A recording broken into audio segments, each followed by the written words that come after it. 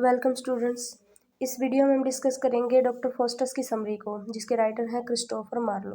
Let's start. Doctor Faustus, a talented German scholar at Wittenberg, rails against the limits of human knowledge.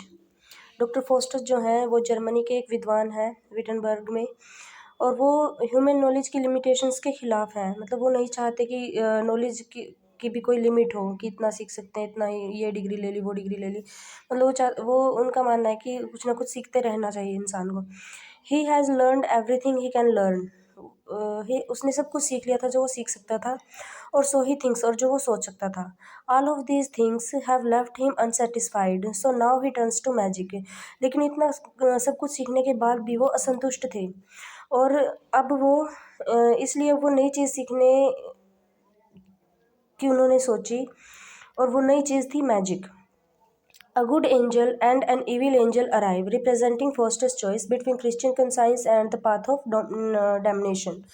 अब जब उसने ये decision ले लिया कि मैं ब्लैक मैजिक सीखूंगा, तो एक गुड एंजल और एक इविल एंजल दोनों उसके पास आए। जो गुड एंजल थी वो रिप्रेजेंटेटिव थी क्रिश्चियन कंसाइंस की, यानी कि वो गॉड के बारे में उसको बताने आई थी कि अपने रास्ते को मत बदलो, गॉड पे विश्वास रखो, गॉड पे भरोसा रखो, ये ब्लैक मैजिक वगैरह जो है ये शैतान की तरफ से है, इनकी तरफ मत जाओ। और जो इविल एंजल था वो उसको दूसरी तरफ मतलब टेम्प्ट कर रहा था। The former advises him to leave off his pursuit of magic and the latter tempts him। अब यानी कि जो गुड एंजल है वो उसको एडवाइस देता है कि तुम इसको छोड़ दो, अपने इस इरादे को छोड़ दो जो ब्लैक मैजिक सीखने का इरादा है। और जो एविल एंजल है वो उसको कह रहा है कि वो टेम्प्ट करता है कि इस पे स्टिक रहो, अपने जो तुम कर रहे हो ब्लैक मैजिक वगैरह उसको सीखो। From two fellow scholars Valdes and Cornelius, Faustus learns the fundamental of the black arts.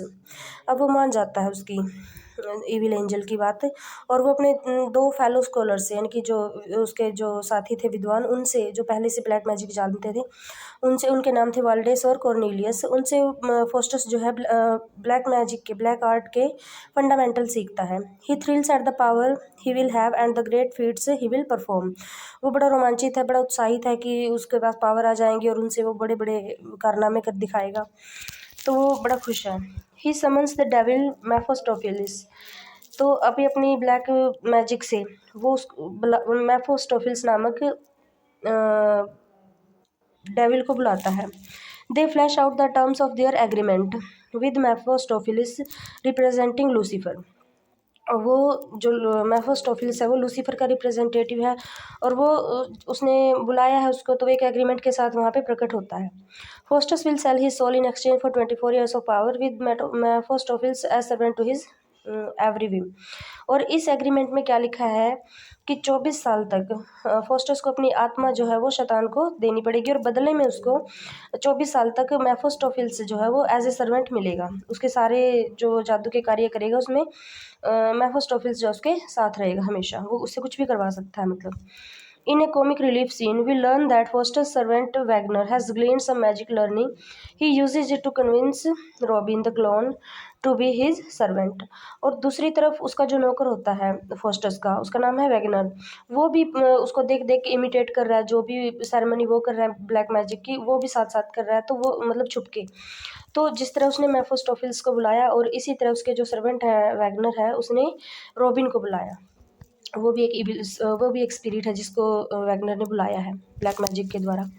Before the time comes to sign the contract, Faustus has misgiving but he puts them aside. Mephistophilis returns and Faustus signs away his soul, writing his own blood.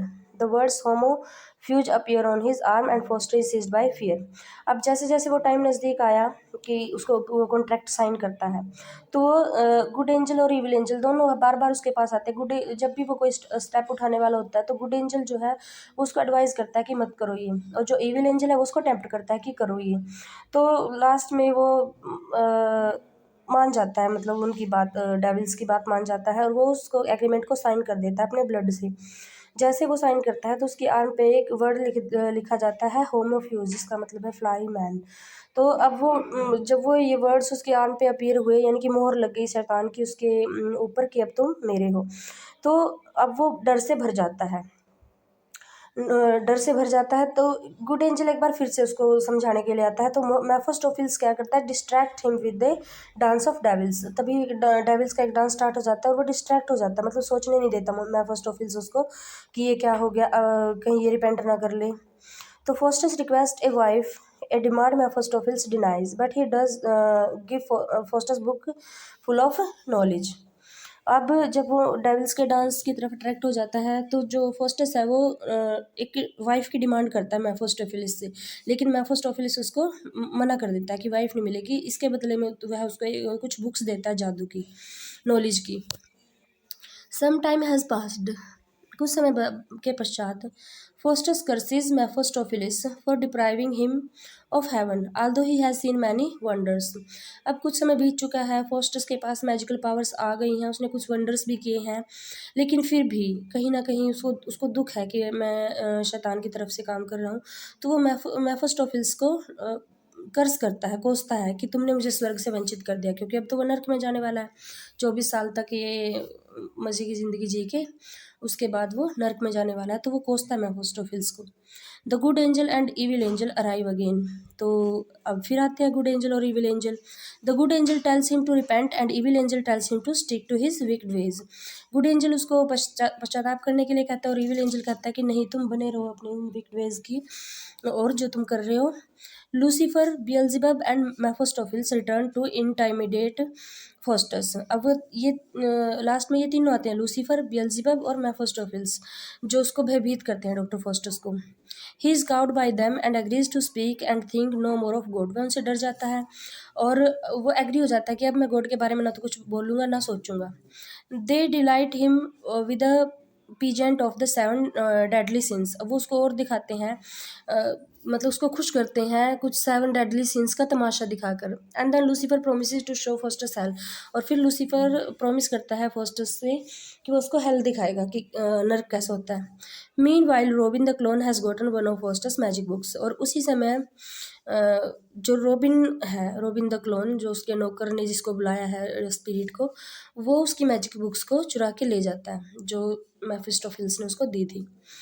Faustus has explored the heavens and the earth from a chariot drawn by dragons and is now flying to Rome, where the feast honoring Saint Peter is about to be celebrated. अब Faustus क्या करता है, explore the heavens and the earth. अब वो नरक की, स्वर्ग की और अर्थ की यात्राएं कर रहा है वो, और एक रथ पे सवार है जिसको ड्रैगन्स खींच रहे हैं। And is now flying to Rome. अब वह रोम के ऊपर से गुजर रहा है। Where the feast honouring saint Peter is about to celebrate, जहाँ पे जो सेंट पीटर जो है एक दावत दे रखी है उन्होंने और वो सेलिब्रेट कर रहे हैं। Mephistopheles and Faustus wait for the pope depicted as an arrogant decidedly unholy man. Mephistopheles and Faustus अब भेष बदल के वहाँ पे गए हुए हैं। वो वेट करते हैं पोप का, जो एक एरोगेंट व्यक्ति है और अनहोली मैन है, और उसको पोप बनाया जाना है। They play a series of tricks by using magic to disguise themselves and make themselves invisible before leaving। और वो डिस्गाइज मतलब भेष बदल कर या अपने आप को इनविजिबल करके वहाँ पे बहुत सारी ट्रिक्स खेल रहे हैं। उस पोप के साथ भी मतलब ट्रिक्स खेल रहे हैं। वो बोलना कुछ और चाहता है, बुलवा कुछ और देते, करना कुछ और चाहता है, और वो अपने इनविजिबल होके या डिस्गाइज होके करवा उससे कुछ और रहे हैं। तो इस तरह वो कई सारी ट्रिक्स वहाँ पे करते हैं मेफिस्टोफेलिस और फोस्टस। आगे क्या होता है, the chorus returns to tell us that Faustus returns home where his vast knowledge of astronomy and his abilities earn him wide renown. अब फोस्टस घर आता है, ये सारे कारनामे करके घर लौटता है। वहाँ पे उसको जो उसकी वास्ट नॉलेज है एस्ट्रोनॉमी की, और इतनी सारी जिसने उसको इतनी फेम दिलवाई थी, इतना महान मतलब प्रसिद्ध व्यक्ति था वो एक अपनी एस्ट्रोनॉमी के कारण, एक वैज्ञानिक था मान लो, वो एक बहुत फेमस था। वो देखता है उन सारी चीज़ों को। Meanwhile Robin the clown has also learn magic and uses it to impress his friend Rafe and summon Mephistopheles who doesn't seem too happy to be called. और उसी समय रोबिन द क्लोन जो है वो भी magic सीख जाता है, और वो भी अपने फ्रेंड राफे को इम्प्रेस करने के लिए मेफिस्टोफेलिस को बुलाना चाहता है, लेकिन मेफिस्टोफेलिस जो है वो नहीं आता। क्यों नहीं आता, क्योंकि वो तो उसका गुलाम है, फोस्टस के अंडर में है वो तब।